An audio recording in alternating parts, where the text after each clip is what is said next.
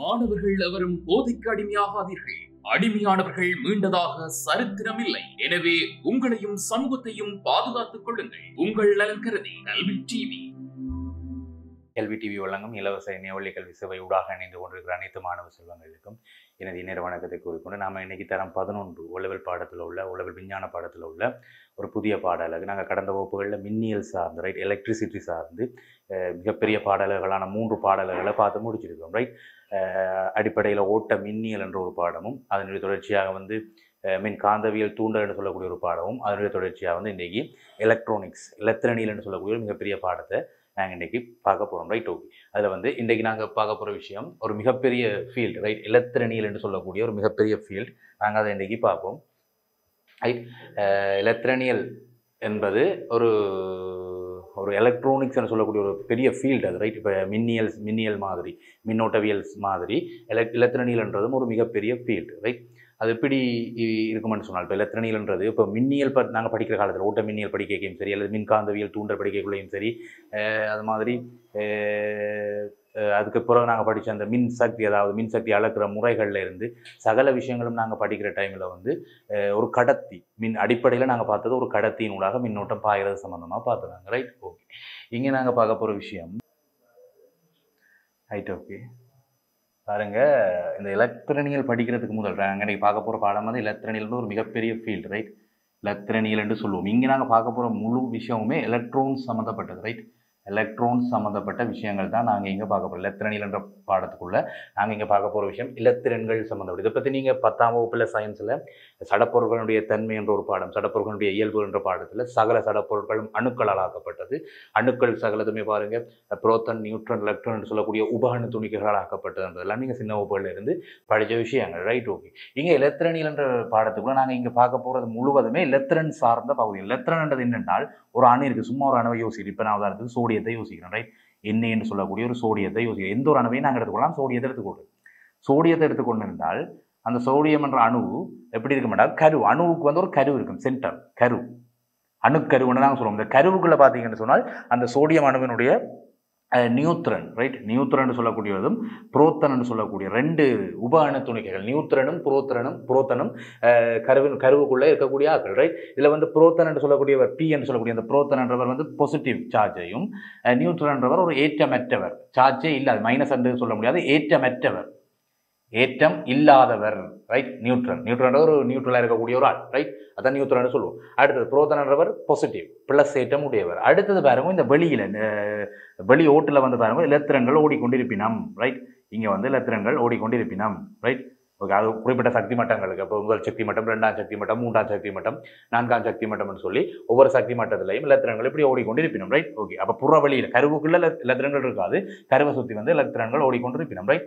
அப்போ இங்கே நாங்கள் படிக்க போகிற விஷயம் எலக்ட்ரானியல் என்ற பாடத்தில் நாங்கள் படிக்க போகிற விஷயம் இந்த எலக்ட்ரான்களை பற்றிய முழு விவரிப்பு தான். எலக்ட்ரானியல் என்றாலே பேரில் இருக்கு பாருங்க, எலக்ட்ரானியல் என்றாலே எலக்ட்ரான்களை பற்றின ஒரு முழு விவரிப்பு. எலக்ட்ரான்கள் எப்படி இருக்குமென்று கேட்டால் புற ஓட்டுகள் கருவுக்குள்ளே இருக்காது, கருவுக்குள்ளே இருக்கக்கூடியது நியூட்ரனும் புரோத்தனும், வெளியில் ஓடிக்கொண்டிருக்கக்கூடிய ஆகலாம் எலக்ட்ரான். இதை ஏர்னஸ் ரதர்ஃபோர்ட் என்ற விஞ்ஞானி முதல்ல அணுக்கொள்கையில் முன்வச்சவர் என்று சொல்லி நீங்கள் சயின்ஸில் படிச்சிருப்பீங்க, என்ன கெமிஸ்ட்ரி பாடப்பிறப்பில் படிக்கக்குள்ள படிச்சிருப்பீங்க ரைட். ஓகே, இங்கே நாங்கள் பார்க்க போகிறோம் எலக்ட்ரானியல். எலக்ட்ரானியலுக்கான அடிப்படையில் நாங்கள் இங்கே கதைக்க போகிற விஷயம் இன்றைக்கு நாங்கள் ஒரு அறிமுகத்தை பார்ப்போம் ரைட். இந்த எலக்ட்ரானிக்ஸுக்கான ஒரு அறிமுகத்தை பார்ப்போம். இந்த எலக்ட்ரானிக்ஸ் என்ற பாடம் உளவியலை பொறுத்தவரையில் இந்த எலக்ட்ரானிக்ஸ் என்ற பாடம் நிறைய பிள்ளைகள் இடர்படுறதை விட, நிறைய மாணவர்கள் இந்த பாடத்தில் இடர்படுறதை விட நிறைய ஆசிரியர்கள், விஞ்ஞான பாட ஆசிரியர்களே இடர்படுவாங்க. இருக்கு, உண்மையாக இருக்குது. என்ன ரீசன் கேட்டீங்கன்னு சொன்னால் இப்போ விஞ்ஞான பாடத்திலேயே மிகவும் ஈஸியான ஒரு பாடம் எலக்ட்ரானிக்ஸ். மொத்த பாடம் நிறைய பாடம் விஞ்ஞான பாடத்தை நீங்கள் எடுத்து வச்சிங்கன்னா தரம் 10ல் 2 புத்தகம் கொடுப்பாங்க, தரம் 11ல் இன்னும் 2 புத்தகம் கொடுப்பாங்க, மொத்தம் 4 புத்தகம். 4 புத்தகத்துலேயும் நிறைய பாடம் 20, 10, 35 பாடங்கள் இருக்குது மொத்தமாக. ஓலவெலுக்கான மொத்தமாக 35 பாடல்கள் இருக்குது. இந்த 35 பாடல்களுக்குள்ளேயுமே ஈஸியான பாடம் இந்த எலக்ட்ரானிக்ஸ், எலக்ட்ரானியல் சார்ந்து படிக்கிற பாடம். எலக்ட்ரானியல் சொல்லக்கூடிய எலக்ட்ரானிக்ஸ்ன்றது ரொம்பவுமே ஈஸியான பாடம். ஆனால் இதே நிறைய மாணவர்கள் இடர்படுறாங்க, நிறைய ஆசிரியர்கள் கூட இடர்படுறாங்க. காரணம் என்னென்னு கேட்டால் பாடத்தினுடைய தன்மை விளங்காதவங்க ரைட். உண்மையாக விளங்காது, விளங்கி கொள்வது கஷ்டம். நான் இல்லைன்னு சொல்லலை, பாடம் ஈஸி, பட் அதை புரிஞ்சு கொள்வது கஷ்டம். அதை நீ சரியாக புரிஞ்சுக்கணும். அத்திவாரத்தை நீ சரியாக போட்டுட்டேன்றால் அதுக்கு மேலே போடுற கட்டிடம் எவ்வளோ காலத்துக்கும் இருக்குது ரைட். அப்போ அதுதான் இங்கே முக்கியம். அப்போ எலக்ட்ரானுக்கான அத்திவாரத்தை தான் நாங்கள் இங்கே பார்க்க போகிறோம் ரைட். ஓகே, இங்கே நாங்கள் பேசிக்க பார்க்க போகிறோம் சகல பொருட்களும் ரைட். விஷயத்துக்குள்ள போவோம். சகல பொருட்களும் பாருங்க அணுக்களால் ஆக்கப்பட்டது, ரைட்? சகல சடப்பொருட்களும் அணுக்களால ஆக்கப்பட்டது, ரைட்? இப்போ ஒரு பொருள் ஒன்று மின்ன கடத்துது. உதாரணத்துக்கு ஒரு செப்பு கம்பியை யோசி, ஒரு செப்பு கம்பி, ரைட்? ஓகே, ஒரு செப்பு கம்பியை யோசி. இப்படி ஒரு செப்பு கம்பி இருக்குது. ஓகே, இது ஒரு செப்பு கம்பி. ஓகே, இந்த செப்பு கம்பி வந்து மின்னோட்டத்தை கடத்தும் பண்ணி படிச்சிருப்பேன். சின்ன பிள்ளையே படிச்சவங்க தெரியும், இயல்பாகவே தெரியும். செப்பு கம்பி மின்னோட்டத்தை கடத்தும். மின்னியல் சார்ந்து மின் காந்தவியல் தூண்டல் சார்ந்து நாங்கள் கடந்த வகுப்புகளில் பார்த்த விஷயங்களுக்கு வச்சுக்கொண்டு சொல்லலாம். ஹவுஸ் ஒயரிங் எல்லாம் படித்தோம், ஹவுஸ் ஒயரிங் எல்லாம் படிச்சாங்க, வீட்டு மின் சுற்று, ரைட்? அதெல்லாம் படிக்கக்குள்ள பார்த்தாங்க எப்பயுமே செப்பு கம்பி தான் பெரும்பாலும் பயன்படும். செப்பு அலுமினியம் போன்ற கம்பிகள் தான் மின்னோட்டத்தை கடத்துறது பயன்படுத்துவாங்க. இந்த செப்பு கம்பியில் வந்து மின்னோட்டம் பாயுது. செப்பு கம்பியில் மின்னோட்டம் கஷ்டப்பட்டு பாயுமா அல்லது லேசா பாயுமான்னு ஒரு கேள்வி கேட்குறாங்க உங்களுக்கு எக்ஸாமில். செப்பு கம்பியில் மின்னோட்டம் பாயும் போது கஷ்டப்படுமா அல்லது லேசா போகுமா? இப்போ நீ ரோட்டில் மோட்டர் பைக்கில் போய்க்கல, போலீஸ்காரன் ஒன்றும் இல்லை, ரோட்டில் போலீஸ்காரன் ஒன்றும் இல்லை, உன்னோட ஹெல்மெட் இல்லை, லைசன்ஸ் இல்லை, எதுவும் இல்லை, சும்மா நீ மோட்டர் பைக்கில் போகிற, ஃப்ரீயாக போகிறாண்டு வை. போலீஸ்காரன் இருந்தால் உனக்கு ஒரு பயம் இருக்குது. போலீஸ்காரன் ஒரு தூரத்தில் நிற்கிறான், அவனுக்கு ஒரு பயம் இருக்குது, மறைச்சு போடுவான். போலீஸ்காரன் ஒரு தரமே இல்லைன்னா நேரம் உடனே வேகமாக போவேன். அது மாதிரி தான் பாருங்க, இந்த கரண்டும் வந்து பாருங்க, செப்பு கம்பிக்குள்ளால போலீஸ்காரன் ஒரு தரமே இல்லை, ஃப்ரீயாக போகும். என்ன ரீசன்? செப்பு கம்பிக்குள்ளால கரண்ட் ஏன் ஃப்ரீயாக போகுது? சுயாதீன இலத்திரங்கள் அதிகமாக இருக்குது. மின்னோட்டம் ஓடுறதுக்கான அடிப்படை, ஒரு கம்பியில் மின்னோட்டம் ஓடணும்னா கட்டாயம் சுயாதீன இலத்திரன்கள் இருக்க வேண்டும். கட்டாயம் சுயாதீன இலத்திரங்கள் தான் மின்னோட்டத்தை கடத்துறதுக்கு தேவையான அடிப்படையான ஆள். இப்போ சுயாதீன இலத்திரங்கள் எங்கே இருக்குதோ அங்கே மின்னோட்டம் ஃப்ரீயாக போகும். ஃப்ரீயாக போகும் என்றால் ஸ்மூத்தாக ஓடும். செப்பு கம்பிக்குள்ளால ஸ்மூத்தாக கரண்ட் ஓடும். அது மாதிரி அலுமினிய கம்பிக்குள்ளால ஸ்மூத்தாக கரண்ட் ஓடும். செப்பு அலுமினியம் மட்டும் இல்லை, உலோகப் பொருட்கள் பொதுவாக கதைக்கலாம், ரைட்? பொதுவாக கதைக்கலாம். உலோகப் பொருட்களில் மின்னோட்டம் நன்றாக கடத்தப்படும். அவையத்தான் நாங்கள் மின் கடத்திகள் என்று கதைப்போம். மின் கடத்திகள். சகல சடப்பொருட்களையுமே பாருங்க, நாங்கள் 3 பிரிவாக பிரிப்போம். இந்த மின்னோட்டத்தை கடத்துகிற இயல்பை அடிப்படையாக கொண்டு, ரைட்? மின்னோட்டத்தை கடத்துகிற இயல்பை அடிப்படையாக கொண்டு சகல சடப்பொருட்களையும் 3 பிரிவுகளாக பிரிப்போம். கடத்திகள், மின் கடத்திகள், ரைட்? முதலாவது சகல சடப்பொருட்களையும் மின்னை கடத்துகிற இயல்பை அடிப்படையாக கொண்டு 3 வகைப்படுத்தலாம். அதுல முதலாவது வகை கடத்திகள். கடத்திகள் என்னென்றால் மின்னை நன்றாக கடத்தக்கூடியவர்கள். இப்போ நாங்கள் பார்த்தோம் இந்த எக்ஸாம்பிள், இந்த செப்பு கம்பி நல்ல மின்ன கடத்தும்னு சொன்னாங்க. என்ன காரணம்? செப்பு கம்பியில் வந்து சுயாதீன இலத்திரங்கள் அதிகமாக இருக்குது, அதனால அது ஃப்ரீயாக மின்னோட்டத்தை கடத்துது. மின்னோட்டம் கடத்துறதுக்கு அடிப்படையில் இலத்திரங்கள் அசைய வேணும். இதெல்லாம் நீங்கள் ஓட்ட மின்னிலே படிச்ச நீங்கள், ரைட்? இல்லை மின்னோட்டம் ஓட வேணும்னா கட்டாயம் இலத்திரங்களில் ஒரு அசைவு இருக்க வேணும். அப்போ ஃப்ரீ எலக்ட்ரான்ஸ் கூட இருக்குதுன்னு சொன்னால் அந்த இடத்துல ஃப்ரீயாக இலத்திரங்கள் அசையக்கூடிய மாதிரி இருக்குது. யாரையுமே அந்த இலத்திரனை கட்டுப்படுத்தி வச்சிருக்க மாட்டேன், ரைட்? அப்போ ஃப்ரீயாக இலத்திரங்கள் மூவ் ஆகக்கூடிய மாதிரி இருக்கும். அப்போ அந்த இடத்துல சுயாதீன இலத்திரங்களுடைய அசைவு இருக்கிறதால செப்பு கம்பியில் ஃப்ரீயாக இலத்திரங்கள் மூவ் ஆகவே மின்னோட்டம் ஸ்மூத்தாக இருக்குது. அப்போ உலோகப் பொருட்களில் மின்னோட்டம் நன்றாக கடத்தப்படும். அதனால அது கடத்திகள்னு நாங்கள் சொல்லுவோம். உலோகப் பொருட்கள், பெரும்பாலான உலோகப் பொருட்களை நாங்கள் கடத்திகள்னு சொல்லுவோம். அது மாதிரி கலப்பு உலோகங்கள், பித்தளைகள், அது எல்லாமே நல்ல மின்ன கடத்தக்கூடிய ஆட்கள். என்ன சுயாதீன இலத்திரங்கள் அதிகமாக இருக்குது. ஆகவே கடத்திகள் என்றா என்னன்னு கேட்டால் மின்னோட்டத்தை நன்றாக கடத்தக்கூடிய திரவியங்கள் மின் கடத்திகள் ஆகும். அதுக்கு எக்ஸாம்பிள் கேட்டால் உலோகப் பொருட்கள், பெரும்பாலான உலோகப் பொருட்கள், கலப்பு உலோகப் பொருட்கள், இரும்பு, செப்பு, அலுமினியம், இப்படி நீங்கள் உலோகத்துக்கு உதாரணங்களை நீ கொடுத்து கொள்ளலாம். கடத்திகள்ன்றது அப்படிதான் இருக்கும். என்ன ரீசன் கேட்டால் சுயாதீன இலத்திரங்கள் அதிகமாக இருக்குது, ரைட்? ஓகே. அடுத்தது 2வது விஷயம் பாருங்க, காவிலிகள் படிச்சிருப்பேன். காவிலிகள் என்ன பாருங்க, கடைசி வரையும் மின்ன கடத்த மாட்டேன். மின்னுக்கு எதிர்ப்பான இயல்பை அதாவது மின்னோட்டத்தை ஓட விடாமல் பண்றாங்க. இப்போ கடத்திகள் எப்படி மின்னோட்டத்தை நல்லா ஓட விடிக்கணுமோ, செப்பு கம்பி, அலுமினிய கம்பி எப்படி நல்லா மின்னோட்டத்தை ஓட விடிக்கணுமோ, இந்த காவிலி பொருட்கள் அதுக்கு எதிரான ஆக்கள், மின்னோட்டத்தை ஓட விட மாட்டினோம், ரைட்? அப்போ காவிலி பொருட்கள் என்றால் என்னென்றால் மின்னோட்டத்தை கடத்த விடாத திரவியங்கள், மின்னோட்டத்தை கடத்தாத திரவியங்கள், காவிலி பதார்த்தங்கள், மின் காவிலி பதார்த்தங்கள் சொல்றது, ரைட்? இந்த காவிலி பதார்த்தங்கள் உதாரணம் என்ன கேட்டால் மின்ன கடத்தாத உதாரணம் பிளாஸ்டிக் பொருட்கள். நீ பிளாஸ்டிக் பொருட்களை கூட பயப்படாம கரண்ட்டுக்கு வைக்கலாம். இப்போ ஒரு வயரில் கரண்ட் போகுது, பிளாஸ்டிக் பொருளை கூட கரண்ட்டுக்கு வச்சுட்டால் இந்த பிளாஸ்டிக் பொருளால் உங்கள் உடம்புக்கு கரண்ட் வராது. காரணம் பிளாஸ்டிக் பொருட்கள் மின்னோட்டத்தை கடத்தாது. சும்மா சொல்லி போட்டு விஞ்ஞானம்ன்றது பாருங்க, சும்மா சொல்லி போட்டு போகக்கூடாது. பிளாஸ்டிக் பொருட்கள் மின்னோட்டத்தை கடத்தாது. அது ஏன் கடத்தாது சும்மா சொல்லக்கூடாது, காரணம் சொல்லுவோம். ஏன் பிளாஸ்டிக் பொருட்கள் மின்னை கடத்தாது? நான் இப்போ பார்த்தேன்னா அந்த மின்னோட்டம் போடணும் என்ன வேணும்? ஃப்ரீ எலக்ட்ரான்ஸ் வேணும், சுயாதீனமாக இயங்கக்கூடிய இலத்திரங்களுடைய அசைவு வேணும். பிளாஸ்டிக் பொருட்கள் மிக இறுக்கமாக பிணைப்பில் ஈடுபட்டு கொண்டிருக்கும். ஒவ்வொரு மூலக்கூறுகளும் மிக மிக இறுக்கமான வலிமையான பங்கீட்டு பிணைப்புகளில் ஈடுபட்டு கொண்டிருக்கும் பிளாஸ்டிக் பொருட்கள், ரைட். அப்போ பிளாஸ்டிக் பொருட்களில் வந்து மிக இறுக்கமான மிக வலிமையான பங்கிடுதல் பிணைப்பு இணைப்பில் இருக்கிறதால அங்கே சுயாதீனமாக இயங்கக்கூடிய எலக்ட்ரான்கள் இருக்காது. சகல எலக்ட்ரான்களுமே பிணைப்புகள் ஈடுபட்டு கொண்டு ரொம்ப ஸ்ட்ராங்காக இருக்கும். அப்போ ஃப்ரீ எலக்ட்ரான்ஸ் அங்கே இருக்காது. அதனால சுயாதீன எலக்ட்ரான்கள் இல்லாத காரணத்தினால எங்கள்கிட்ட வந்து காவலி பதார்த்தங்கள், அதாவது பிளாஸ்டிக் பொருட்கள் அல்லது கண்ணாடி பொருட்கள், இதுகள் எல்லாமே மின்னை கடத்தாதான். ரைட். பிவிசி குழாய், பிளாஸ்டிக்கலான பொருட்கள், கண்ணாடியிலான பொருட்கள் எல்லாமே மின்னோட்டத்தை கடத்தாத உபகரணங்கள், கடத்தாத திரவியங்கள். ரைட். அப்போ இதுகளை சொல்லலாம். பிளாஸ்டிக் பொருட்கள் நல்ல ஒரு எக்ஸாம்பிள். மின்னை கடத்தாதா கிடக்கு. காவலி பதார்த்தங்களையும் மின்னை கடத்தாதன்ற ஒரு கேள்வி கேட்டனே சொல்லணும். அங்கே ஃப்ரீ எலக்ட்ரான்ஸ் இல்லை, அதாவது சுயாதீனமாக இயங்கக்கூடிய எலக்ட்ரான்கள் அங்கே இல்லை, காவலி பதார்த்தங்கள் இல்லை. ரைட். ஓகே. கடத்திகள் காவலிகள் பார்த்து நீங்க இங்கே நாங்கள் எலக்ட்ரானிக்ஸுக்கான பேசிக்ஸ், எலக்ட்ரானிக்ஸுக்கே ஒரு அடிப்படை. ஒரு வீடு கட்ட போகிறேன், வீட்டில் வந்து வீடு கட்ட போகிறேன் என்றால் கட்டாயம் அத்திவார கிடங்கு வெட்ட விலை வேணும். அந்த அத்திவார கிடங்கு வெட்டுறது தான் வீட்டுக்கான முதல் வேலை. வீடு கட்டுறதுக்கான முதல் வேலை அத்திவார கிடங்கு வெட்டுறது. ரைட். அந்த மாதிரி இந்த எலக்ட்ரானிக்ஸ் ஒரு பெரிய கடலை நீ படிக்க போற என்றால் அதுக்கான முதல் அடி எடுத்து வைக்க போற இடம் குறை கடத்திகள். ரைட். இப்போ கடத்தியை பற்றி பார்த்தனே, காவலியை பற்றி பார்த்தா, இதை பற்றி ஓட்டமினியிலே பேசிக்காக படிச்சுட்டேன். இங்கே அடிப்படையான அத்திவாரம், வீடு கட்டுறதுக்கு எப்படி நீ அத்திவார கிடங்கு வெட்டுறியோ அந்த மாதிரி இந்த எலக்ட்ரானிக்ஸை புரிஞ்சு கொள்றதுக்கான அடிப்படையான விஷயம் குறை கடத்திகள். ரைட். இன்னைக்கு நான் அதை பற்றி கதைக்க போறோம். குறை கடத்திகள். ரைட். குறை கடத்திகள் இதுதான் அடிப்படை அத்திவாரம், எலக்ட்ரானிக்ஸுக்கான அத்திவாரம். நான் சொன்ன திரும்பவும் சொல்றேன், எலக்ட்ரானிக்ஸ்ன்றது நிறைய ஓஎல் படிக்கிற மாணவர்கள் இடர்படுறதை தாண்டி ஓஎல் படிக்கிற சயின்ஸ் டீச்சர்ஸ் கூட குழம்புற ஒரு பகுதி எலக்ட்ரானிக்ஸ். அவ்வளவுக்கு ஹார்டாக இருக்கும் விஷயங்கள். ஆனால் விஷயம் உனக்கு விளங்கினால் அதை போல ஈஸியான படம் ஒன்றுமே இல்லை. எலக்ட்ரானிக்ஸை போல ஈஸியான படம் உனக்கு ஒன்றுமே விஷயம் விளங்கும். ரைட். அதுக்கு எல்லாமே அடிப்படை எல்லாம் சரியா புரிஞ்சு தெளிஞ்சு வச்சுக்கொண்டு இந்த பாடத்துக்குள்ள இறங்குவோம். குறை கடத்திகளை பற்றி இன்றைக்கு கதைக்க போறோம். ரைட். குறை கடத்திகள்டா என்னென்றால் அந்த பேர்லயே இருக்கு பாருங்கோ. நான் இப்போ கடத்திகளை பற்றி கதைக்க என்ன சொன்னான், கடத்திகளை பற்றி கதைக்க என்ன சொன்னான், மின்னோட்டத்தை நன்றாக கடத்தக்கூடியவை என்று சொன்னான். கடத்திகளை பற்றி கதை கேட்குது. காவிரிகளை பற்றி கதை கேட்க என்ன சொன்னான், மின்னோட்டத்தை கடத்தாத திரவியங்கள். மின்னோட்டத்தை கடைசி வரையும் கடத்தாது. இங்க மின்னோட்டம் நல்லா கடத்தப்படும் கடத்தியில, இங்க மின்னோட்டம் அறவே கடத்தப்படாது. கொஞ்சம் கூட கரண்ட் ஓடாது. பிளாஸ்டிக் பொருள்ல கொஞ்சம் கூட கரண்ட் ஓடாது. ஆனா செவ்வு கம்பி உலோக பொருட்களை வந்து நல்லா கரண்ட் ஓடும். அடுத்து இங்க குறை கடத்திகள் பேர்ல இருக்கு பாருங்க. குறை கடத்தி என்றது மின்னோட்டத்தை குறைவாக கடத்தக்கூடியவை, ஓரளவுக்கு கடத்தும், குறைவாக கடத்தக்கூடியவை அல்லது மின்னோட்டத்தை ஓரளவுக்கு கடத்தக்கூடியவை. இங்க கரண்ட் போற மாதிரியும் இருக்கும், போகாத மாதிரி, அப்படி அந்த ரெண்டுக்கும் நடுவில் இருக்கிற மாதிரி. கரண்ட் ஓடும், கட்டாயம் ஓடாண்டு இல்லை, ஆனா ஓரளவுக்கு தான் ஓடும். பெருசா இப்போ கடத்தியில் ஓடுற மாதிரி ஓடாது.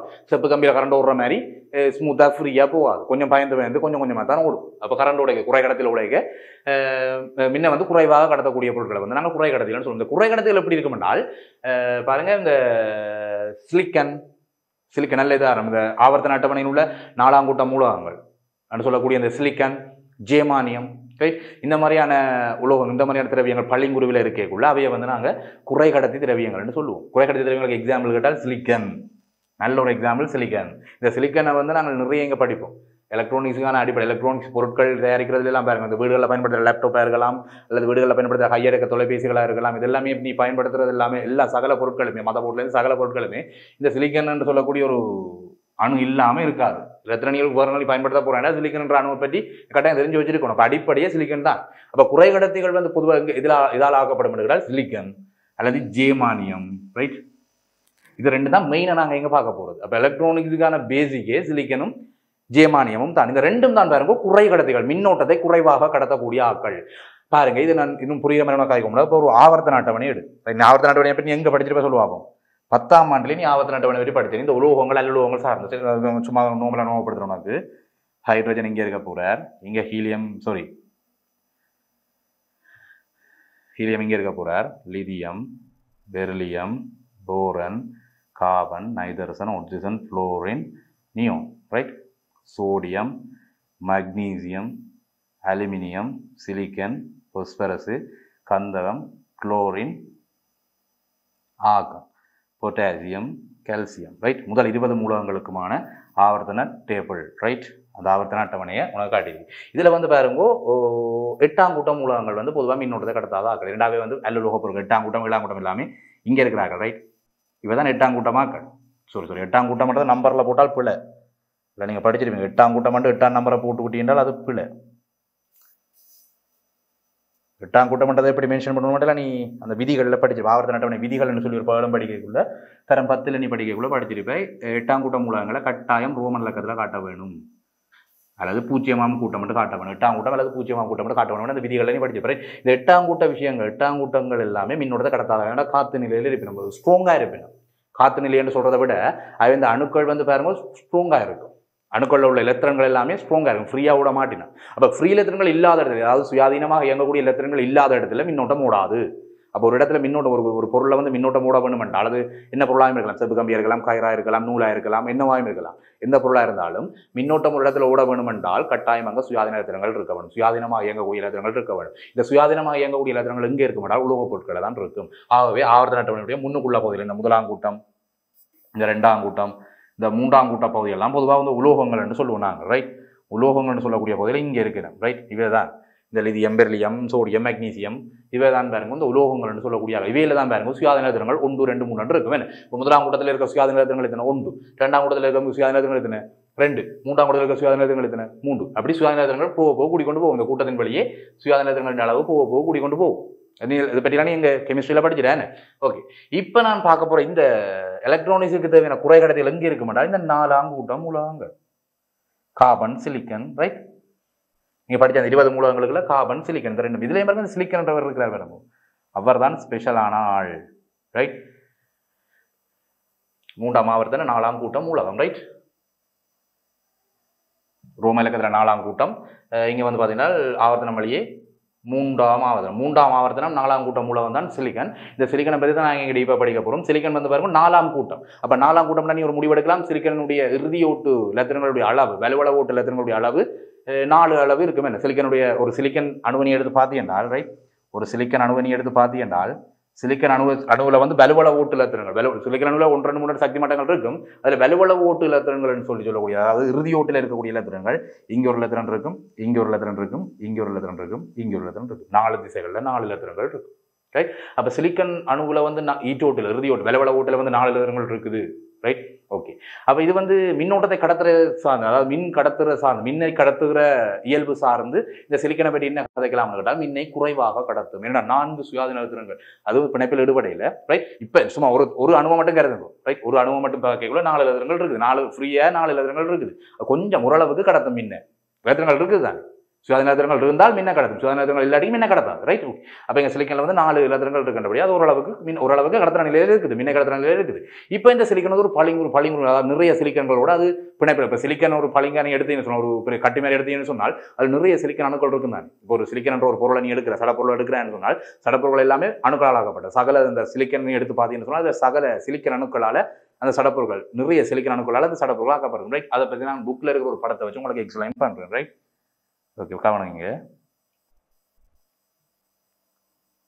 ரைட் இங்கே வாங்க இதுதான் மெயின் ரைட் ஓகே சிலிக்கன் தான் அடிப்படைன்னு சொன்னான் குறை கடத்திகளுக்கு ரைட் சிலிக்கன் தான் அடிப்படை பாருங்க ஒரு சிலிக்கன் வந்து ஒரு சிலிக்கன் பளிங்குன்னு சொல்லுவோம் பளிங்குன்னு சொல்றது இப்போ நீ அந்த வீடுகளில் பயன்படுத்தும் அந்த கறிகள் சமைக்கக்குள்ள வீடுகளில் சாப்பாடுகள் சமைக்கக்குள்ள வந்து உப்பு போடுவீங்க தானே அந்த ஐடின் கலந்த உப்புன்னு சொல்லி சாப்பாடு கட்டாயம் உப்பு போட வேணும் என்ன அப்போ உப்பு போடல அது ஒரு சுவை உரப்பு சுவை கொடுக்கக்கூடிய உப்பு குழம்புகள் சமைக்கல பருப்புகள் சமைக்கக்கூடிய நீங்கள் அந்த உப்பை போடுவேன் உப்பை போடுறேன்னு உப்பு வந்து ஒரு பளிங்குரு நிலையில இருக்குது இப்போ அதுதான் திண்ம நிலையில் இருக்கக்கூடிய ஒரு பளிங்குரு நிலையான நாங்கள் சொல்லுவோம் அந்த மாதிரி ஒரு ஷேப் உப்பினுடைய அந்த ஒரு ஷேப்பில் இருக்கக்கூடியவர் தான் இந்த சிலிக்கன் பளிங்குருன்றது ரைட் அப்போ அது உப்பில் வந்து யார் இருப்பினும் என்ன சோடியம் இருக்கும் சிஎல் சோடியம் குளோரைடு NaCl சோடியமும் குளோரைடும் இருக்கும் ரைட் அப்போ அவை சேர்ந்தது தான் ஒரு பளிங்குரு அமைப்பில் இருக்கிறதால தான் அந்த உப்புன்னு சொல்லுவோம் அதில் அயடினும் சேர்த்து சாப்பாடுக்கு பயன்படுத்துறபடியால் அயடினும் சேர்த்து அயடின் கலந்து கறி உப்பு விற்பாங்க கடையில் நிறைய அந்த மாதிரி உப்பு எப்படி எந்த மாதிரி அமைப்பில் இருக்காது பளிங்குரு அமைப்பில் இருக்குன்னு சொல்லுவோம் அந்த உப்பு எப்படி அமைப்பில் இருக்குதோ எந்த ஸ்ட்ரக்சரில் இருக்குதோ அதே மாதிரி தான் நீங்கள் சிலிக்கனும் இருக்கும் ரைட் சிலிக்கன் வந்து பாருங்க 0 கெல்வின் வெப்பநிலையில் சிலிக்கனுடைய இயல்பு ரைட் 0 கெல்வின் வெப்பநிலையில் சிலிக்கனுடைய இயல்பு ரைட் ஓகே அது எப்படி இருக்கும்னு கேட்டீங்கன்னா நான் ஒரு சென்டரில் இருக்கிற சிலிக்கனை காட்டுறேன் ரைட் நான் இப்போ இந்த சிலிக்கனை காட்டுறேன்னு வைங்களேன் ரைட் இந்த சிலிக்கனை பாருங்க ஈட்டோட்டில் வந்து 4ஆம் கூட்டம்டா ஈட்டோட்டில் 4 இலத்திரங்கள் இருக்கும் ரைட் அப்போ இந்த அணுவினுடைய இந்த சிலிக்கன் அணுவினுடைய இலத்திரங்கள் ஈட்டோட இலத்திரங்கள் யார் இவர் 1 இவர் 2 இவர் 3 இவர் 4 இப்போ வலுவள ஓட்டில் 4 இலத்திரங்கள் இருக்கும் சிலிக்கனுக்கு என்ன காரணம் சிலிக்கன்ன்றது ஒரு 4ஆம் கூட்டம் மூலம் இந்த அணுவினுடைய நான் இப்போ மார்க் பண்ணியிருக்கிற இந்த சிலிக்கன் அணுவினுடைய 4 இலத்திரங்களும் பாருங்கோ பக்கத்தில் இருக்கிற இன்னொரு சிலிக்கன் அணுவினுடைய மற்ற இலத்திரங்களால் ரைட் நான் ஒரு வேறு கலரில் காட்டுறேன்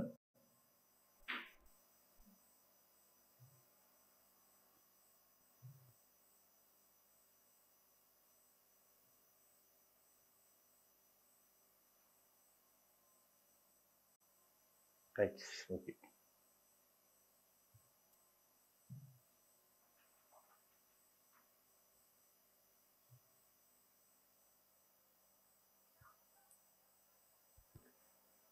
இதுக்கு வந்து பார்த்தீங்கன்னு சொன்னால் இதுதான் ஒரு சிலிக்கான் அணு. இதில் வந்து இது முதலாவது, இது ரெண்டாவது, இது மூன்றாவது, இது நாலாவது இருக்குது. Right okay. இது பக்கத்தில் இருக்கிற இந்த சிலிக்கான் அணு, இது வந்து பக்கத்தில் இருக்கிற மற்ற 4 சிலிக்கான் அணுக்களையும் பிணைப்பில் ஈடுபட்டு இருக்குது. ரைட் 1 2 3 4 இருக்குது. இது 4மே மற்ற இலத்திரங்களோட பிணைப்பில் ஈடுபட்டு இருக்குது.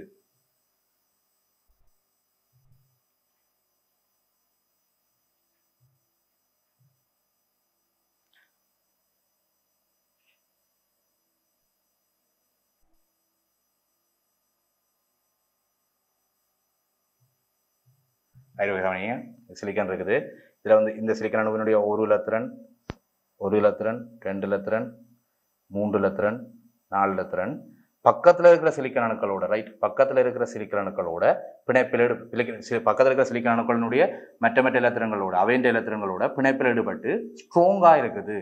இந்த இலத்திரம் ஒரு சிலிக்கான் அணு வந்து அந்த விஷயத்தையும் சரியாக கிளியராக புரிஞ்சு எடுத்து வச்சுக்கொள்ளணும். ஒரு சிலிக்கான் அணு வந்து இதில் எந்த ஒரு சிலிக்கான் அணு எடுத்தாலும் இந்த சிலிக்கான் அணு எடுக்கிறேன், அது தன்னுடைய இறுதியோட்டில் வந்து 4 இலத்திரங்களை வச்சிருக்க போது அந்த 4 இலத்திரங்களோட பக்கத்தில் இருக்கிற மற்ற சிலிக்கான் அணுக்கள் இருக்குதானே, இந்த ஒன்று இப்படி பக்கத்தில் இருக்கிற 4 சிலிக்கான் அணுக்கள்கிட்ட இருந்து ஒவ்வொரு இலத்திரங்களை வேண்டி இந்த அணு ஸ்ட்ராங்காக இருக்குது.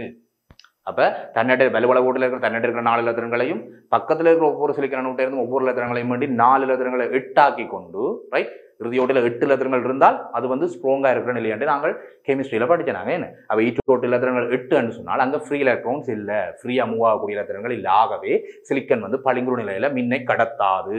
இப்போ நாங்கள் பார்த்தபடி. ஆனாலும் இங்கே ஒரு மிஸ்டேக் இருக்கு, கிளியராக நான் சொல்றேன் சார், தெளிவாக எடுத்து வச்சுக்கொள்ளுங்க. சிலிக்கன் அணுவில் ஈட்டோட்டில் 4 இலத்திரங்கள் இருக்குது. காரணம் சிலிக்கன் அணுவில் இருக்கிற ஈட்டோட்டு இலத்திரங்கள் 4ன்றதுக்கான காரணம் என்ன? 4ஆம் கூட்ட மூலகம். சிலிக்கன்ன்றது ஒரு 4ஆம் கூட்ட மூலம். ஆகவே சிலிக்கனுடைய ஈட்டோட்டில் 4 இலத்திரங்கள் இருக்க வேண்டும், இறுதி ஓட்டில் 4 விளவள ஓட்டில் 4 இலத்திரங்கள் இருக்க வேண்டும். ரைட் இந்த 4 இலத்திரங்களும் என்ன செய்யும்? ஒரு அணுவில் இருக்கிற 4 இலத்திரங்களும் பக்கத்தில் இருக்கிற இன்னொரு சிலிக்கன் அணுவில் இருக்குது ஒரு இலத்திரனை வேண்டி தன்னுடைய ஒரு சிலிக்கன் அணு பக்கத்தில் இருக்கிற 4 பேர்டையும் வேண்டி தன்னிட இருக்கிற 4ஐயும் சேர்த்து மொத்தமாக ஈட்டோட்டில் 8 இலத்திரங்களை வச்சிருக்கும். இறுதி ஓட்டில் 8 இலத்திரங்களை வச்சுக்கக்கூடிய எந்த ஒரு அணுவும் உறுதியான நிலையில இருக்கு. அதாவது ஃப்ரீயா இயங்கக்கூடிய எலக்ட்ரான்கள் இருக்காது. சகல இலத்திரங்களும் ஒரு அணுவின் உள்ள சகல ஈட்டோட்டு 4 இலத்திரங்களும் பிணைப்பில் ஈடுபட்டு கொண்டிருக்கு.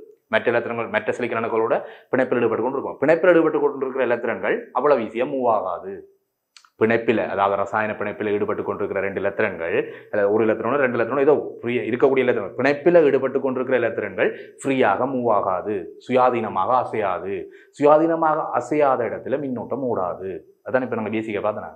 அப்போ சிலிக்கன் பளிங்குறு நிலையில மின்னோட்டத்தை கடத்துமான்னு கேட்டால் கடத்தாது. ரீசன் சுயாதீனமாக இயங்கக்கூடிய இலத்திரங்கள் இல்லை, எல்லாமே பிணைப்பில் ஈடுபட்டு இறுதி ஓட்டில் 8 இலத்திரங்கள் இருக்க போகுது. அப்போ ஃப்ரீயாக இயங்கக்கூடிய இலத்திரங்கள் இல்லை. அந்த 8 இலத்திரங்களுமே பிணைப்பில் ஈடுபட்டு ஸ்ட்ராங்காக இருக்குது. கிளியராக சொல்லுவோம்.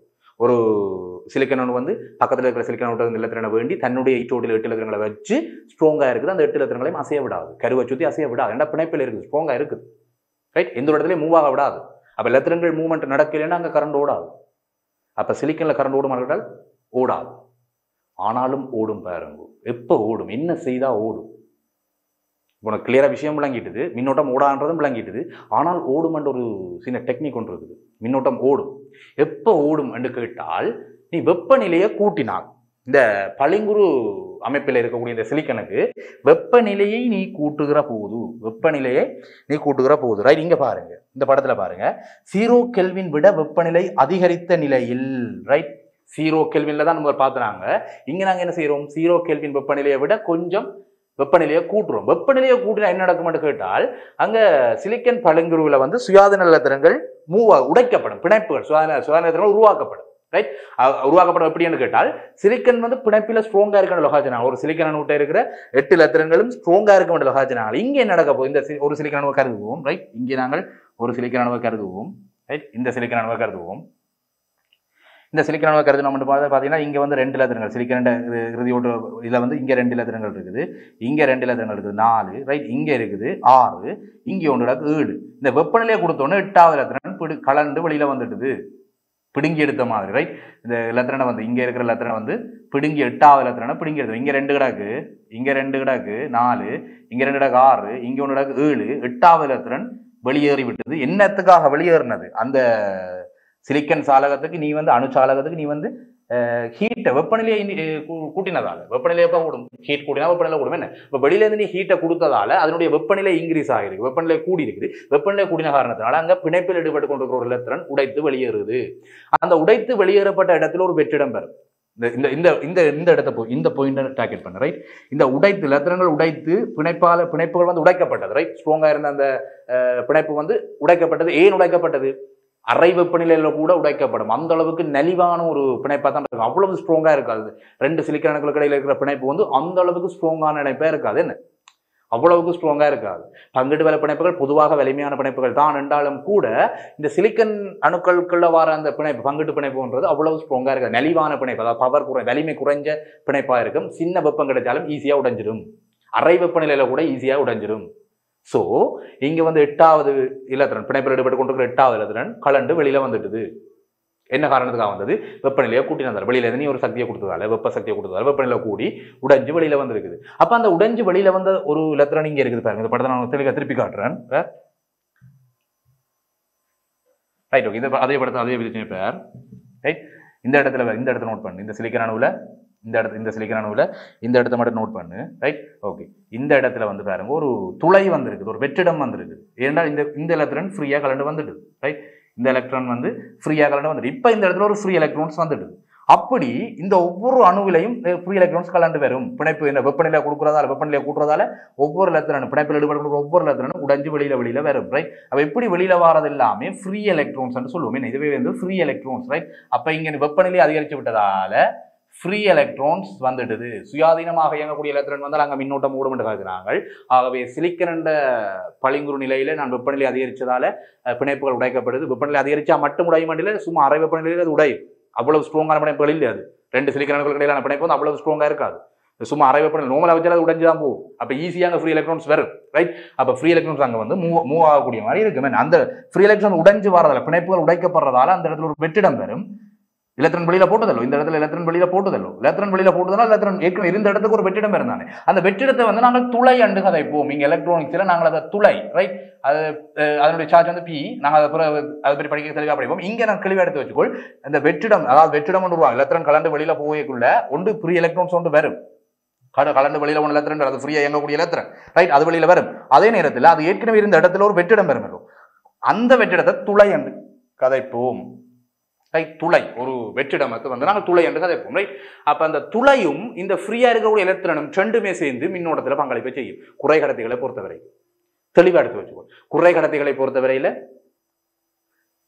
எலக்ட்ரான்கள் சுயாதீனமாக பிணைப்புகள் உடைத்து சுயாதீனமாக இயங்கக்கூடிய எலக்ட்ரான்களும் மின்னோட்டத்தில் பங்களிப்பு செய்யும் அதே மாதிரி எலக்ட்ரான்கள் ஏற்கனவே இருந்த இடத்துல ஒரு வெற்றிடம் இருந்தானே அந்த வெற்றிடமும் மின்னோட்டத்தில் பங்களிப்பை செய்யும் ஆக ரெண்டு காரணங்கள் ஒன்று எலக்ட்ரான் சுயாதீனம் இயங்கக்கூடிய எலக்ட்ரான் மற்றது துளை இந்த ரெண்டுமே மின்னோட்டத்தில் பங்களிப்பை செய்யும் இந்த குறைகடத்திகளை பொறுத்தவரை ரைட் ஓகே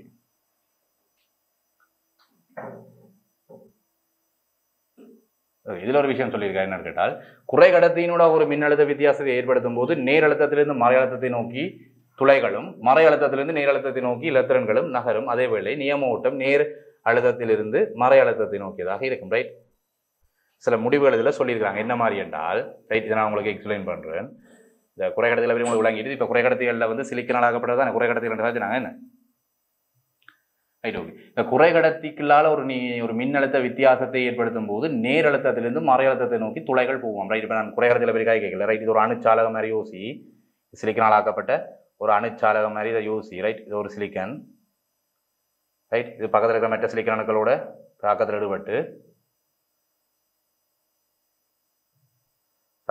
அதில் வந்து நான் படத்தில் காட்டுற மாதிரி 8 இலத்திரங்கள் ஒரு இந்த நடுவில் இருக்கிற இந்த இலத்திரனை மட்டும் கருது இதில் வந்து 8 இலத்திரங்கள் பிணைப்பில் ஈடுபட்டு இருக்கும் ரைட் இப்போ அது வெப்பநிலை வந்து அரை வெப்பநிலையிலேயே வந்து பார்த்தீங்கன்னு சொன்னால் இந்த இலத்திரங்கள் வந்து இப்போ இந்த இலத்திரன் பிடிவிக்கப்படுதுன்னு வைங்க அப்போ ஃப்ரீயாக ஒரு இலத்திரன் அசையக்கூடிய மாதிரி இந்த அணுச்சாலத்துக்கு வந்துடுது ரைட் அப்போ அந்த இடத்துல ஏற்கனவே அது இருந்த இடத்துல ஒரு துளை வரும் ஹோல் வரும் ரைட் ஓகே இப்போ நீ இதுக்கு வந்து வெளியில இருந்து கரண்டை கொடுக்கட்டாமே என்ன ரைட் ஒரு குறைகடத்தினூடாக ஒரு மின்னழுத்த வித்தியாசத்தை ஏற்படுத்தும் போது நேர் அழுத்தத்திலிருந்து மறை அழுத்தத்தை நோக்கி ரைட் ஓகே அப்போ இந்த இதில் வந்து 2 பாயிண்ட் எடுத்து ரைட் இந்த குறைகடத்தியில் வந்து 2 சிலிக்கன் குறைகடத்தி என்று வைக்கிறேன் நான் சிலிக்கன் குறைகடத்தி இது. இந்த சிலிக்கன் குறைகடத்திக்கு வந்து 2 பாயிண்ட்ல இருந்து நீ மின்னோட்டத்தை வெளியில இருந்து கொடுத்தால், ரைட், வெளியில இருந்து ஒரு அழுத்தத்தை பிரிவு வைக்கிற வோல்டேஜை பிரிவு வைக்கிற, ரைட். ஓகே, இப்போ இது வந்து பாசிட்டிவ், இது வந்து நெகட்டிவ், பேட்டரியினுடைய பாசிட்டிவ், பேட்டரியினுடைய நெகட்டிவ். இப்போ பாசிட்டிவ்ல இருந்து இப்படி வருது, ரைட், இங்கே வந்து பாசிட்டிவ், ரைட், இப்படி வர்றது வந்து இப்படி வந்து எலக்ட்ரான்ஸ், ரைட், இப்போ நடக்கிற இது என்ன, இது வந்து கரண்ட் போகிற திசை, இது வந்து மைனஸ், ரைட், குறைகடத்தினுடைய பாசிட்டிவ், குறைகடத்தினுடைய மைனஸ். இப்போ என்ன சொல்கிறாங்க, குறைகடத்திகளால் நீங்கள் ஒரு அழுத்த வித்தியாசத்தை பிரயோகிச்சா நேர் அழுத்தத்திலிருந்து மறை அழுத்தத்தை நோக்கி போகக்கூடிய துணிக்கை என்னவா இருக்கும்னு கேட்டால், நேர் அழுத்தத்திலிருந்து மறை அழுத்தத்தை நோக்கி போகக்கூடிய துணிக்கை வந்து கட்டாயம் ஒரு பி பாசிட்டிவாக இருக்க வேணுமே, சாரி